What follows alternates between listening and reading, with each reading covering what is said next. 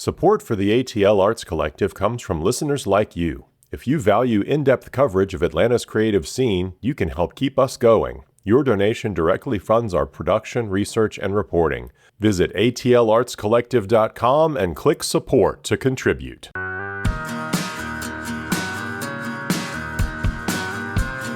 Welcome to the ATL Arts Collective, powered by ArtsATL. I'm Kim Drobes, and I'm so glad you're here. This is your home for stories from Atlanta's art scene, with reporting from ArtsATL writers, conversations with artists, and voices from across the creative community. Each week, I'm joined by a rotating co-host, someone you may already know, or someone you're about to be very glad you met. And today, my co-host is Shanita Miller. She's an Atlanta native and the visionary founder of the Black Girls Guide to Atlanta platform. As a community and lifestyle influencer, she's on a mission to highlight women and Black-owned businesses in our city and beyond.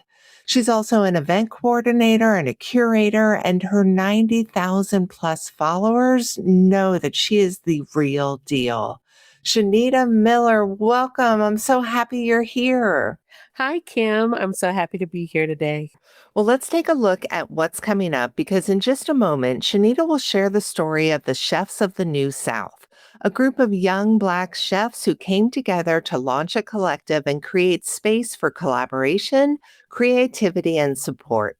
Later, Kim will share the joy of instrumental music with the creatives behind this Saturday's No Words L5P Festival. Plus, we'll hear about the new exhibition at Spalding Nick's Fine Art, which features 4 artists working in abstraction, connected by their explorations of movement, memory, and the intangible. And that's not all. We'll find out why the new Spoke and Word biking event is more than just a great pun. And we'll close today with ArtsATL Executive Editor Shane Harrison's picks for this week's Best Bets. But first, we've all heard the legend of Mr. Rogers testifying before the Senate. The soft-spoken man in a cardigan argued that $20 million was a small price to pay for the inner life of a child. The defense of public broadcasting framed the arts not as a luxury, but as a necessity for a healthy mind. And for decades, that's been the battle cry. Please don't cut the arts. But here in Georgia, the conversation just underwent a radical shift. Lawmakers recently passed Proposition 1007, which redefines the very purpose of a stage or a symphony, moving the arts out of the leisure column and directly into the world of mental health care. Arts reporter Jordan Owen has more. On May 1st, 1969, children's television personality Fred Rogers, the creator and host of Mr. Rogers' Neighborhood, appeared before the U.S. Senate Subcommittee on Communications. He was there to testify against the Nixon administration's proposed reduction of the budget for public broadcasting, a proposal that would have reduced their $20 million budget to a grossly inadequate $10 million. Speaking directly to Senator John Pastora, Rogers made the case that programming like his was important for the development of young minds in the modern media age. His testimony has become the stuff of legend, and video of the speech is routinely passed around on the internet as inspirational content. Make it clear that feelings are mentionable and manageable. We will have done a great service for mental health. I'm supposed to be a pretty tough guy, and this is the first time I've had goosebumps for the last 2 days. I think it's wonderful. Looks like you just earned the $20 million. Rogers is depicted as a gentle, humble man speaking truth to power and winning the day through warmth and empathy. The reality is a little more nuanced. Senator Pastora was already a proponent of public television and came into the hearing more supportive on the matter than popular culture usually acknowledges. But Rogers' words still stand as a crucial argument in favor of public support for the arts. Almost 60 years later, public funding for arts initiatives remains a popular target for politicians running on a spending cuts platform. As such, it comes as a pleasant and hopeful surprise that Georgia, frequently among the reddest of the red states, has moved to enshrine the arts as an important component in mental health care with Proposition 1007. Christopher Moses is the Jennings Hertz Artistic Director for the Alliance Theater. His office is awash in children's books that he's been scouring for potential stage adaptations. It gives the space the same aura of childlike wonder that defined Mr. Rogers' sets. Moses is excited about Prop 1007, which passed the House on March 31st. I feel like we still have to keep that fight going. I think this just makes it a little bit easier. And for me, the big win is that it starts to do exactly what Fred Rogers was trying to do, is reframe the cultural mindset about the value of the arts. That, to me, is what this does. It shows that the arts have value across multiple sectors, and this gives us a way in with the health community. Moses is enthusiastic in discussing the already robust knowledge base developing around the measure. We now do have research, a growing body of research that points to the benefits of participation in the arts. And if we can get more and more people, both our elected officials and also the public in general, to recognize that value, I think it just changes the conversation completely. If we're only wholly reliant on money that supports the arts directly, we are never going to find the funding that we need to keep our field alive. We just opened up a new stage on our campus, the Goizueta stage for youth and families, and this was all driven by a research study we did about what is the impact of a cultural field trip on a young child's development. There was no research in the field, and we wanted to make sure that what we assume to be true, like all of us who work in this field know that something transformational happens when a kid goes through the theater. So we wanted to test it and finally have the data to prove to the skeptics that it's worth your time out of school. Something really valuable happens. It's worth your donation to do this. So we did this study, and one of the amazing coincidences, and I think what really fueled the community to get behind and fund this project, was we got the results right as the Surgeon General was coming out with that declaration that the mental health crisis had reached the level of an epidemic for our young people. And he ticked off all of these factors that there was. This came out in 2021, so right out of COVID. So there was a rise in absenteeism, rise in behavioral infractions in school, a growing sense of despair among young people, isolation, bitterness.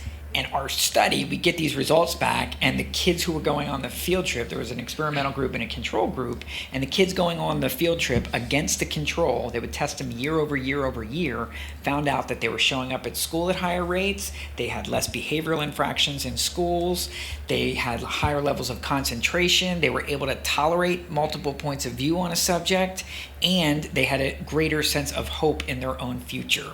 So we had this full picture of, like, look at this crisis. Attending arts organizations can actually help move the needle on these things. We can be part of the solution. That is what unlocked the funding community to step up and say, this really matters. We want to make sure that the people in our community have access to these benefits. Moses' comments reminded me of the 2008 Nicholas Winding Refn film Bronson. The film tells the horrific true story of Michael Gordon Charles Bronson Peterson, a notoriously violent and mentally unwell British prisoner who found inner fulfillment as a surrealist painter. It is a visceral, unrelenting look at a deeply troubled mind, but also a window into the extraordinary psychological relief found in the arts. Here's Moses again. There have been some theaters who've had real success in this area, like really focusing on the prison population, and there's been some amazing stories around that.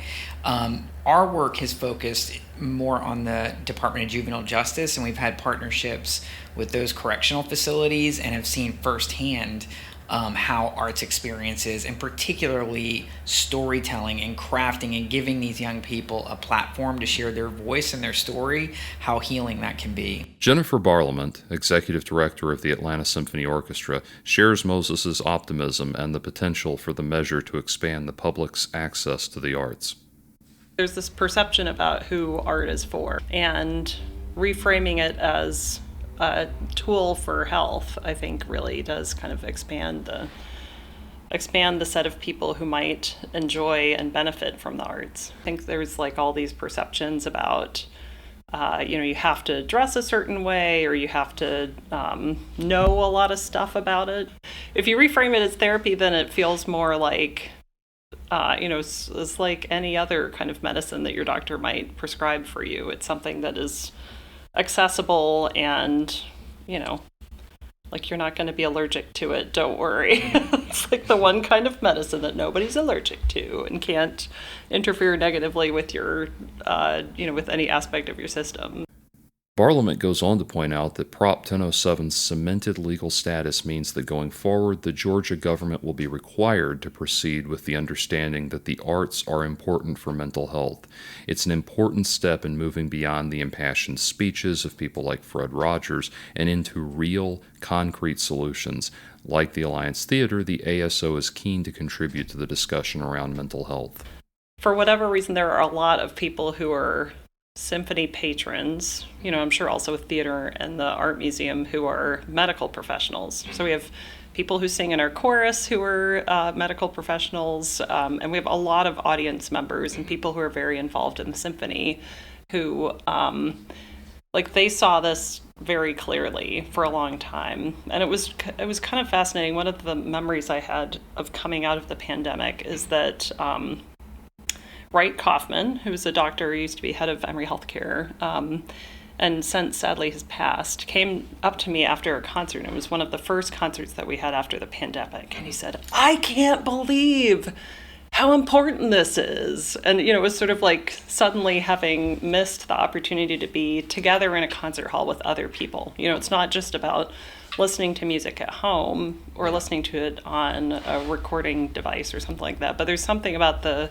actual experience of sitting in a concert hall, seeing like human beings play music and being in a room with other people who are focused on the same thing. It's almost like, for some people it's a spiritual experience. It's almost like a collective meditative experience.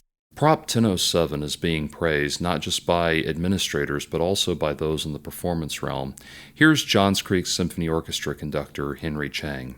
The idea of healing, as you're alluding to, is not only just to give space, but is to provide access for people to build out this kind of civic. It's like a civic cultural duty of artistic expression, right? And so now again with Johns Creek Symphony, it's how can we be part of that ecosystem and build out that ecosystem and on a civic duty level, right? That goes beyond artistic, which is amazing what this policy does, because it translates again something that we, I think, on a human level, all of us that understands that having a voice, being creative, having an expression, being allowed to express yourself is healing in itself, right? And then putting into a protocol of codifying and a lot of times, unfortunately, for grant writing is like quantifying what that actually means on paper. So not only are you feeling it, but you're seeing the impact of what this is. He shares the hope that it will circumvent the usual discussions about the importance of funding of the arts and looks forward to realizing the proposition's wider potential. If the goal is connection, now addressed on a policy level, then the organization's job is, well, how do we make that level of entry as easy as possible while communicating something as high as possible? The level of excitement around Prop 1007 is proof of the underlying premise. With 3 of the state's leading arts organizations already working towards real mental health initiatives, it's safe to say the healing has begun. For the ATL Arts Collective, I'm Jordan Owen. You can read Jordan's full story on ArtsATL.org. Shanita Miller is my co-host today. She is the founder of Black Girls Guide to Atlanta. Shanita, I would love to know, how did Black Girls Guide to Atlanta come to be? What's your origin story? So Black Girls Guide to Atlanta actually was inspired by a coworker. I was working in the nonprofit industry at Girls Inc. Years ago. And I remember I was in my office and my coworker, she came to my office and she's like, "Oh, Shanita, I'm ready to go home." And I'm like, well, looking at the time, me too. And she's like, "No, I'm ready to go back home, like to Virginia." And I'm like, "To Virginia?" And I was like, well, why? And she said, "Well, there's nothing to do here in Atlanta." And I'm like, "There's nothing to do here in Atlanta." I'm like, "Well, I will put my city up against your whole state." Like, what do you mean? And she said, well, I mean, there's no place to go. I don't know what to do. And I said, well, I can actually give you a list of things to do. And she said, okay, will you actually make me a list? I was like, yeah, I will make you a list, but will you actually do the things on the list if I make it for you? She said, yes. And so I make her this list of some things to do, some neighborhoods to check out, restaurants to go to. And, she starts to do some things off that list over the next couple of weeks. So then she stops in my office, right, a couple of weeks later and peeks in, and we kind of have a little stare down. And she's like, you know what, Shanita? Atlanta isn't so bad. I'm like, I know. I'm like, I know it's not so Preaching to bad. the choir. I was like, you just got to leave your house. And so she's like, true, true. But she said, well, let me tell you this. She said, the truth is, I don't have any family in Atlanta, friends in Atlanta. And I heard all these amazing things about the city and I wanted to move here. But she said, the truth is, if you don't have a network, she said, it's quite intimidating and you don't know where to start. So she said, you giving me this list was very helpful. And I was like, oh, thank you so much. And she said, well, and I'm thinking there are other people like me that would also find this list to be helpful. And I'm like, yeah, share it. And she's like, actually, I'm thinking you should share it. And you know what? I said, you know what? If you think it'll be helpful, then okay, I'll go start something.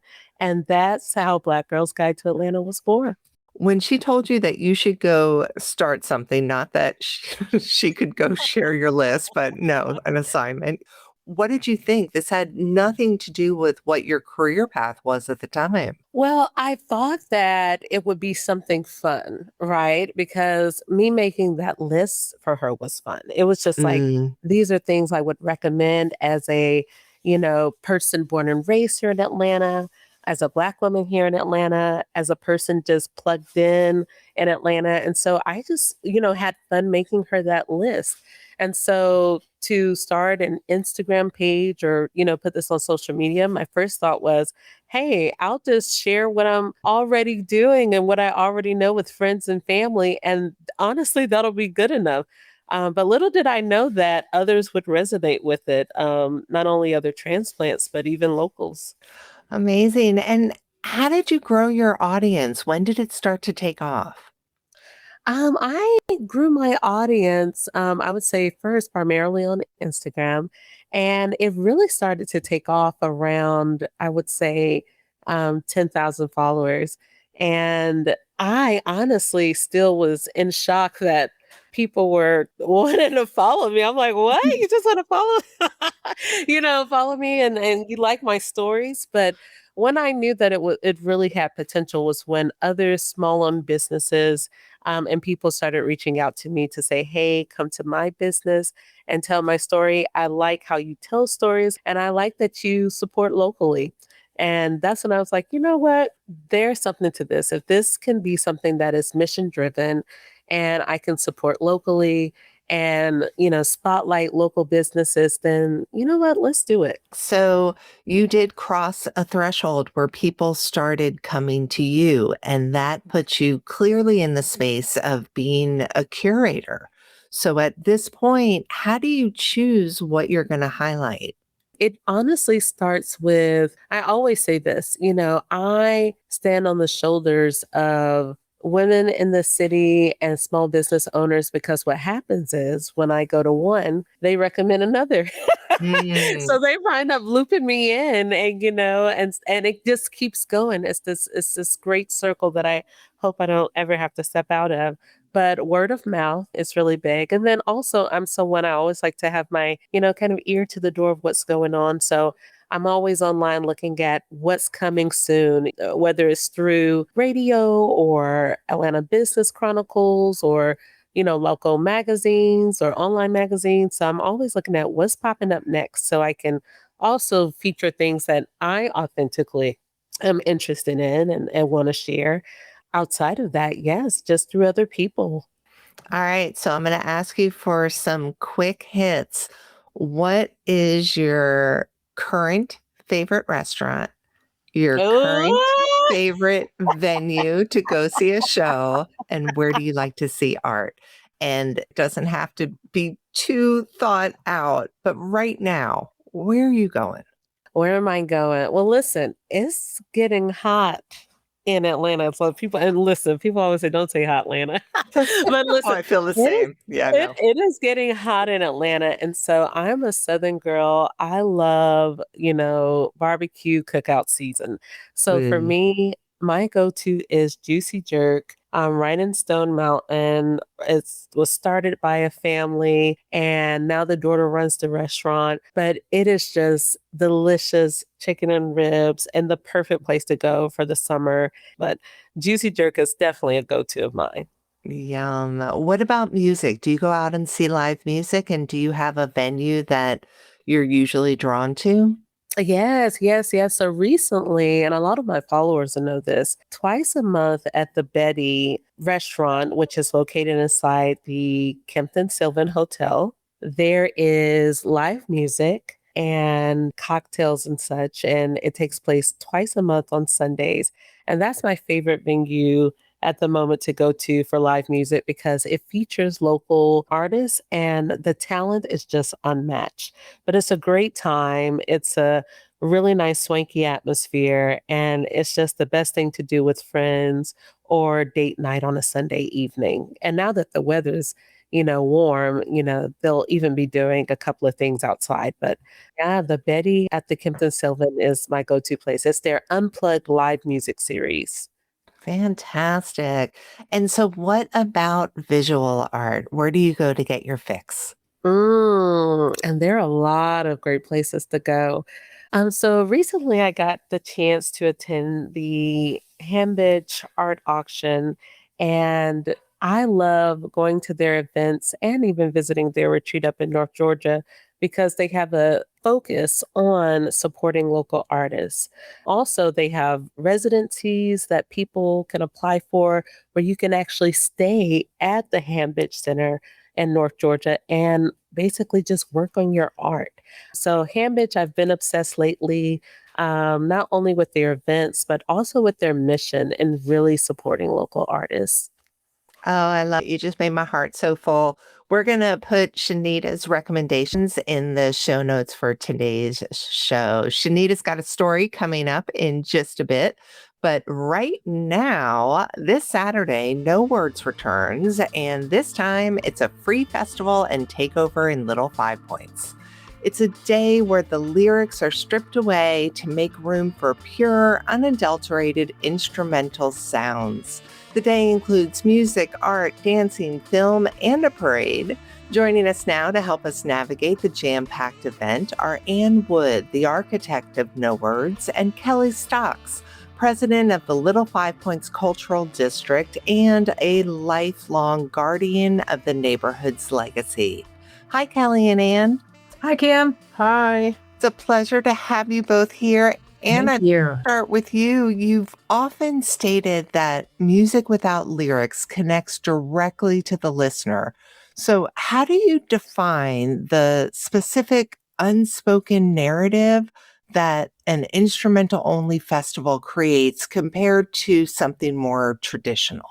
Well, I think it's a great unifier because it's not got a specific message, but it's about art and music in and of itself and that spiritual experience. And then the diversity by nature of instrumental music makes it really interesting and different. And it's not just one type of music. Yeah, and the curation for this event is very eclectic. You've handed over the reins for this No Words event to Ben Garden, also known as Melodic Monster. How does the harmonic continuum theme he's developed align with your original light bulb idea for No Words? Ben has a very good sense of environment and how people experience that. Plus, he's very tapped into the younger music scene, which is more about collectives as opposed to, classical bands. Mm-hmm. So I think this is the first time through Ben's vision that we're actually, and with the help of Kelly also, that we're actually capturing a true festival experience. Nice. Well, one of the bands that I'm particularly interested in is Bird City Revolutionaries. We played a little bit of their music leading into our conversation. Here's a bit more.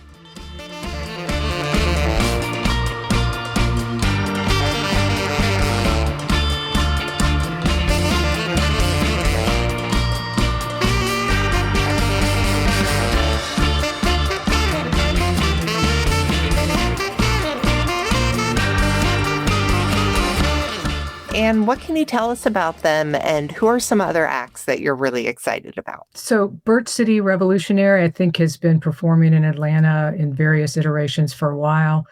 Saeed, he played in a band called Spacers, and he was in the No Words 4. And I'm just looking forward to seeing them live. I have not seen them live. I really do love North Scenic Route Orchestra, which is, again, more of a collective type group headed by Chris Cook. And his music, it just draws you in, and it is orchestral in a way.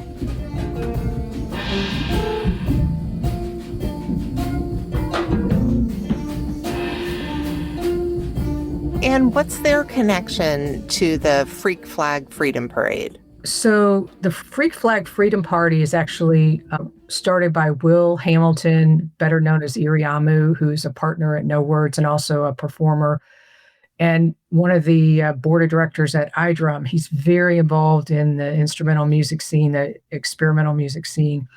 And he connected, along with Bill Taft of Waiting for UFOs, with the organization Arts NOLA in New Orleans. And coincidentally, Will is originally from New Orleans, and Constance, who runs Arts NOLA, is originally from Atlanta. So it's almost like a joining of these two forces. And the flag parade was created by Monica Rose Kelly and Antonia Zanaro and funded by Arts NOLA. Antonia and Monica were going to be bringing 60 flags. And the flag parade it's in the style of the Second Line New Orleans, and it will start at the community center and move up to start the festival in Finley Plaza. Oh, how cool. So you are including a lot for this one. You have Yes. dancers, which we're calling movers, silent films. And with all of that, you're moving towards a multi-sensory living installation.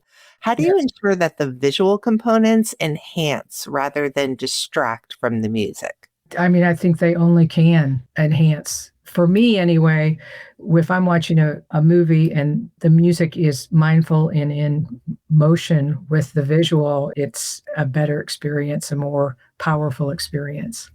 Yeah, richer in general. Mhm. Yeah. So, with your decision to be in Little Five Points, in what ways has the Little Five Points community specifically shaped the lineup or structure of this event? Well, I've just got to really thank Kelly, because this was synchronistic and it was meant to be. We're approaching another venue that was out of our budget. And coincidentally, Brian from Waiting for UFOs contacted me and said, Kelly's interested in participating in No Words. And honestly, at that time, I did not know the extent of Kelly's knowledge and influence and creativity in Little Five Points and her history there. But I've gotten to know her, and it's just been a great experience. She's been an incredible resource to No Words and to this festival. Oh, what a lovely partnership. So, Yeah. Kelly, that was awfully sweet. Yeah, thank you. Sure. Yeah, I'm excited. Me back in the 90s, I did a lot of experimental kind of music. Like we did some Destroy All Music shows with some WREK people. So this has always been something that I've really been passionate about. So to hook up with Anne, who I've known from way back, and Bill Taft and Billy Fields, who have all been around, but to see too that they're also incorporating younger people that are getting into this kind of thing is really awesome. But it's not your typical event, right? Even though it still requires significant logistical coordination. Kelly, can you talk about the challenge of hosting a no streets closure parade through the heart of the district, and how the association works with businesses just to make sure everything runs seamlessly?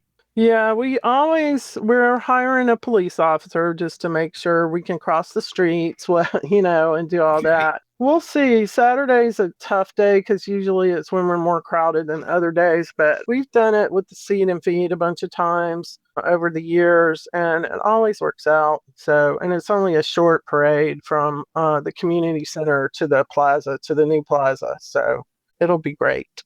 Yeah, that does sound great. And I think that's probably all you need is one police officer to make sure everybody can cross the street. Other than that, it's just a day in Little 5 Points, Yeah, right? yes. Totally normal. Kelly, I heard that you've been documenting stories of Little 5 Points originals. I was wondering do you think these newer activations are contributing to the ongoing history of the neighborhood? And I'm wondering what you hope people might say about this era of Little 5 Points 50 years from now. I guess I went through the first gentrification. I don't want to call it gentrification, but back when they blocked up the roads and built the plaza. And I feel like we're kind of going through a second generation of it. And the hard part's going to be keeping Little 5 Points, weird and funky and crazy. But I think we'll do it. Little 5 always adapts Right. to, we've been through hippies and skinheads and all different kinds of stages. So we always adapt to what's going on. But looking back, hopefully we're going to start putting more things in the new plaza. So hopefully this will be a big resurgence, for us to get more back into music and things that we haven't been doing that much of in the last few years. I love it. And this is such a great opportunity for people to see the new installation in the middle of the plaza. Can you tell us about it? Yeah, it's awesome. Ronnie Land put his new statue out there and it looks awesome. A lot of people were shocked at how open it is. Shocked me, when it first happened because, we've always had all the barriers, all those rails, which I didn't actually really like. The trees that we had were all kind of dying out. So I don't know. I think right now it looks real barren, but I think once it fills in, it's going to be fine. We've got plenty of trees and some green things growing up in there. And the porter's putting some tables and chairs out. So I think once we, get going on all this, it's going to be great. I think so too. And what a wonderful way to welcome people back into the neighborhood and into the plaza with this No Words event on Saturday. Ann Wood and Kelly Stocks, thank you so much for taking the time to talk to us about this. And we will see you Saturday. Yes. Be there. Thank you.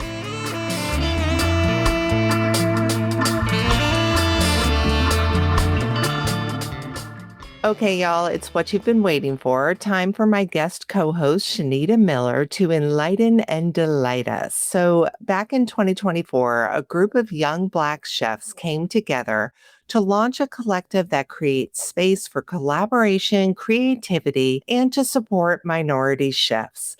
They not only wanted to showcase the depth of Southern cuisine, but also to put the food and talent of minority chefs in the spotlight. Shanita Miller has the story of the chefs of the New South. When you walk into Auburn Angel, located in the Sweet Auburn Historic District, you're immediately welcomed by hues of green, historic brick wall interior, and the sound of laughter. Here we find the three lead chefs of New South ATL, Chef Rodney Smith, Chef Demetrius Brown, and Chef Robert Butts are bantering amongst themselves. As they take their seats at the table, Chef Rodney explains why he founded the New South ATL. The New South is a special group of Black chefs, and we came together. We have integrity in the food that we serve.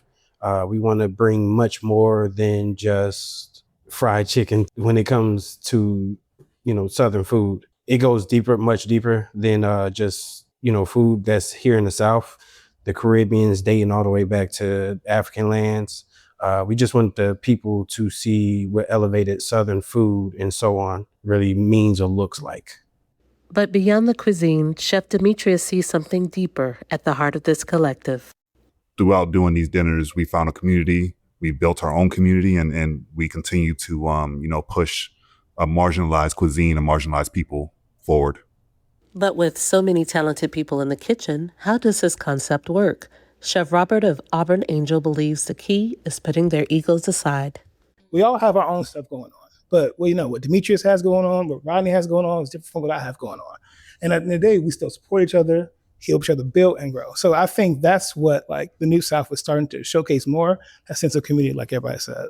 There are a total of 7 chefs that make up the New South ATL, and during a typical collaborative dinner experience, they might all be in the kitchen at the same time.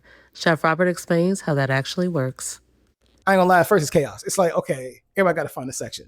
Because like we don't have huge kitchens, but we have kitchens big enough where if you just sustain in your area, it's fine.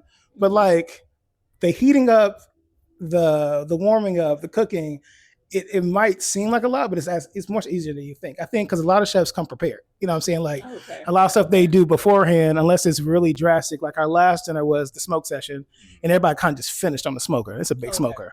So I mean, it's fun chaos for me. Chef Demetrius elaborates. Like you said, all of us have different personalities, and that really comes out when we're in the kitchen together. After, all the setup is done, we're all trying to help each other get their dish as perfect as possible. And I think that's where the community comes in. The New South ATL dining experience not only feeds the person, but nourishes the soul. Guests come and have varied experiences, from nostalgic to explorative. And according to Chef Rodney, everyone leaves feeling like family. I can't pinpoint the experience that they have because we try to give a joy for them, something to take home and say, hey, I need to be doing this with my family. Chef Demetrius agrees. I say all the time, my goal isn't to make good food anymore. It's to make memorable food. And that community and those conversations create an atmosphere where they might not remember exactly what they ate, but they're going to remember how that food made them feel. Yeah. And I think that's the most important part. To learn more about the New South ATL and their next dinner, follow them on social media at the New South ATL. For the ATL Arts Collective, I'm Shanita Miller. Shanita, that was a wonderful story. I'm so happy to learn about them. Did you get a chance to taste anything while you were there? Not this time, but I did get a chance to explore Auburn Angel, explore the restaurant a bit. It's such a beautiful place, with its interior, with its history. And I got a chance to take a peek inside of the kitchen, which doesn't happen to everyone. So I was very excited about that. So the dinners that the collective puts on, are they always at Auburn Angel or do they rotate around? So they rotate within the group. So a lot of the chefs that make up the collective actually are restaurant owners. So it will either, usually rotates within the circle of those restaurants. And then sometimes they do private venues. So sometimes they may do a garden or a warehouse or something, or actually may partner with another restaurant and use their facility. But no, it rotates all the time. If someone wanted to be able to go and enjoy it, how do they keep up? How do they know when the next dinner is? Just follow them on social media at the New South ATL. That's where they put all of their information. That's where they have all of their community, but they're very active on social media. And then that's where they release new dates and such. Also, you can follow the chefs individually because all of them promote it on their page and within their newsletters.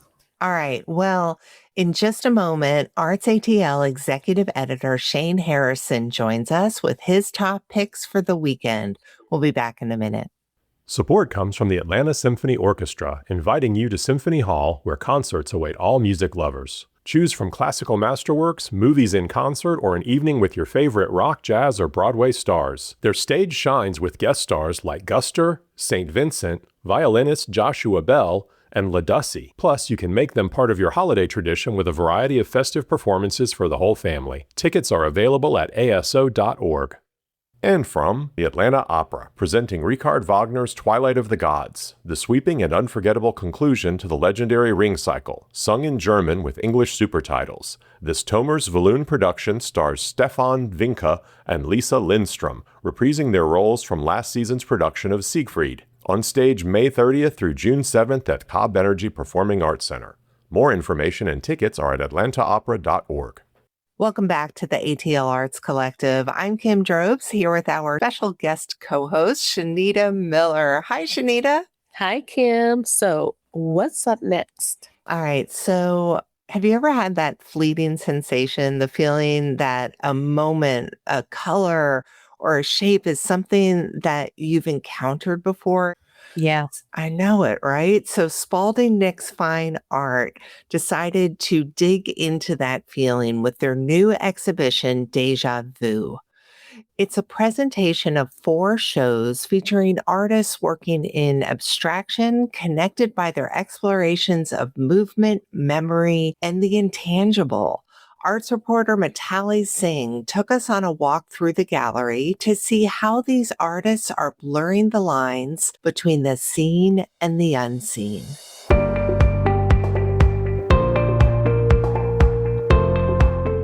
Déjà Vu brings together Susan Habel's Tending the Wild Quiet, Esteban Patino's Shapeshifter, Stacey Ubrose's Physical Invisible, and Michael Porden's Enjoy Yourself. Gallery director Jamie Bourgeois says that while the initial pairings were driven by visual aesthetic, the development of the show's title shifted the focus toward a conceptual framework. And we also felt like Déjà Vu was a good title because it also sort of harkens back to like, I've been here before. Like, they're all very universal sort of emotions or feelings or things that people go through or experience or encounter. Walking through the main gallery feels like walking into a real-life garden. Habel's Tending the Wild Quiet consists of paintings depicting plants and flowers, illuminated by color from soft pastels to striking greens. In some, figures peek out from behind plants, representing her exploration of the internal garden. There are a lot of personal parts of me in this show, and I don't think that I realized it until I would step back and I actually saw a couple of the paintings and they really spoke to me. I don't have a big plan when I start to paint. I intuit a lot, and oil painting is an emotional thing for me. I'm a physical painter. I love to paint big. One work, titled I Didn't Know Succulents Could Look Like That, depicts a multicolored succulent. Habel says the piece stitches together different plants, her imagination, and the feeling of awe of observing plants. I just wanted to do it in all these color tabs because there's a certain type of succulent that I've seen, and I swear when it gets to the top, it goes into cobalt blue. And every time I see it, I think, oh my God, I didn't know succulents could do that. And so I have said that on numerous occasions. So some of it's really like lighthearted and just from things that had happened to me, like, wow, and kind of just being awestruck. Habel's open and airy space then leads into a hallway where Patino's symbol-heavy work lines the walls. In Shapeshifter, he creates using a set of 6 core shapes that are rotated and reused. They seem to resemble a language, yet are something else. He says they are meant as a kind of universal code to communicate across cultures and differences. When I make my work, I want people to really feel that this goes above and across gender, race, politics. I'm really trying to make something that is a little bit universal and a little bit outside of time, in the sense that people can see it and do see that we're all together in this, that we're all connected by something. They appear in his work in different ways. In his abstract paintings, they form patterns in the background. In sculptural works, they become 3D pieces that can be taken apart and put back together, kind of like puzzles. As I looked at the works, it became a fun game of noticing which colors and symbols stood out to me most. In Physical Invisible, Stacey Ubrose uses painting, collage, and printmaking to make seen and unseen landscapes. Her works contain unique markings of space, partitions, and patterns, and are inspired by abstract architectural photography. Through her layers, she conveys invisible sensations. In my mind, what I was sort of going through is thinking of that which we experience but can't visually see. The thoughts, the memories, the wind, the currents, radio waves, all the things that really are hard to describe using a visual language unless it's abstract. And I feel like abstraction, it sort of embraces these invisible qualities of our world. I guess it's the only way in my mind to describe these things that we can't see. In Porton's Enjoy Yourself, flower petals flash at the viewer through a blurred surface. The artist says that the paintings were made after his and his wife's first year as parents to convey what that period felt like when time felt distorted. Each oil painting in the series was first painted realistically and then swept over with a large brush to achieve the blurred effect. The result is a piece that feels multi-layered and full of depth, even though it is all one layer. Porton painted these works in the alla prima, or wet-on-wet style, a technique that also deals with time in its own way. More than anything, I think I was trying to make something that would be beautiful and hard to recognize at the same time. You know, something that touched on the fleeting aspect of being alive, and hopefully get some folks to recognize that maybe they should take a minute and enjoy themselves, which is the title of his works, Enjoy Yourself. Déjà Vu is on view at Spalding Nick's Fine Art through May 22nd. For the ATL Arts Collective, I'm Mitali Singh. You can read Mitali's full story at artsatl.org. Okay, this one is really punny. Whether you feel like life is just one big uphill climb or a flat, easy road, there's a new bike-themed storytelling event that wants to hear from you. Mercy Montgomery, founder of Spoke and Word, says the idea for this bike-themed storytelling weekend has been a long time coming. The idea for the event has been on my mind for a couple of years after I joined the cycling community, and we're excited to invite anyone to join us to sharpen some storytelling skills, get to know more about the cycling community, and be part of storytelling in Atlanta.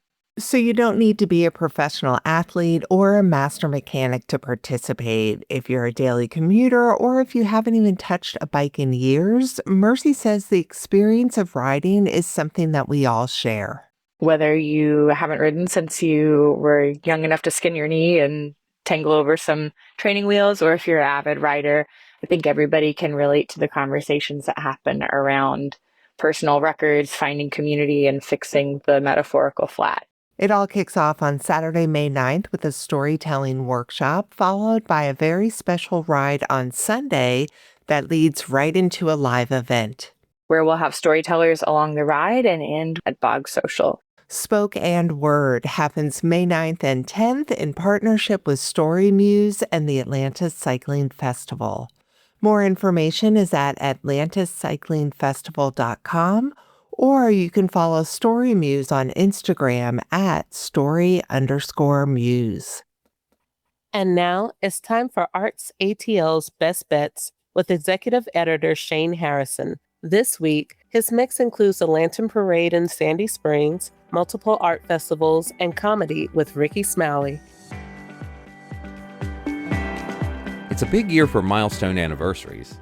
The Atlanta Chamber Players will conclude their 50th season with a spring public concert, which will feature works by Telemann, Mendelssohn, and Detroit-born composer Paul Schoenfeld, who died 2 years ago in Jerusalem. The free concert takes place on May 10th at Ahavath Ahim Synagogue.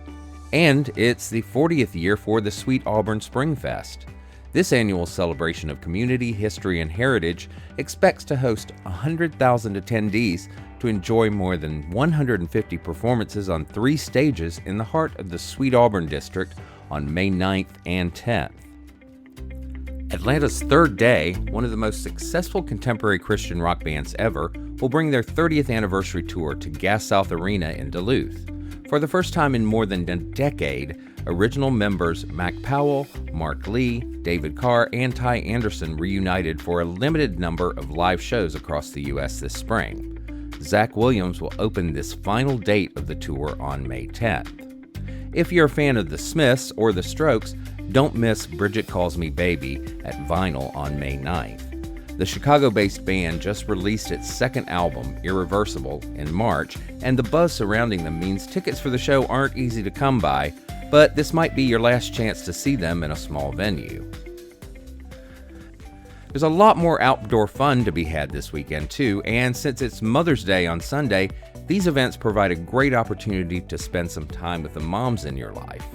The Chastain Park Spring Arts Festival brings fine art and crafts and live music to one of Atlanta's largest parks for its 17th annual event on May 9th and May 10th. You'll also find a children's area along with local food concessions and food trucks.